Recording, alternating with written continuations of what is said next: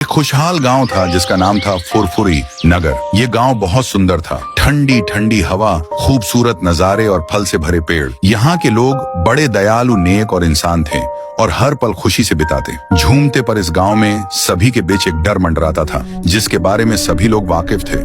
जैसे ही गांव में रात हो जाती, इसी रात में ऐसा क्या होता था कि अगले सुबह एक इंसान की मौत हो जाया करती। जिसकी भी मौत होती थी उसके ही घर के बाहर उसकी कंकाल पड़ी मिलती थी। ऊपर की मांस नहीं मिलती, बस एक कंकाल। इसी के वजह से गांव के लोग डरते डरते जीते थे।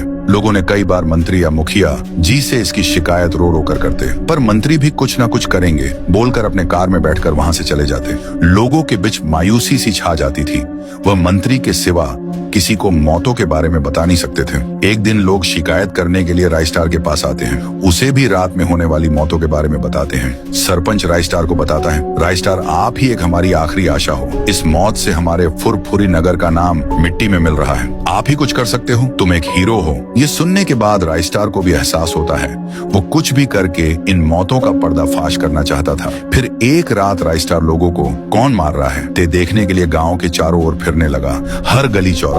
उसी समय अचानक एक घर के सामने धुआं धुआं हो गया। वो धुआं घर को चारों ओर घेरने लगा। उसी धुएं में से बाहर निकली एक डॉल और वो अचानक से एक गाना गाने लगी। कौन खेलेगा, कौन जीतेगा। उस गाने के वजह से घर से एक गांव का आदमी बाहर आके रुक गया। उसने जब डॉल का गाना सुना तो उसके आंख काले हो गए, कान में से खून। फिर वो वहीं पर हंसते हुए मर गया।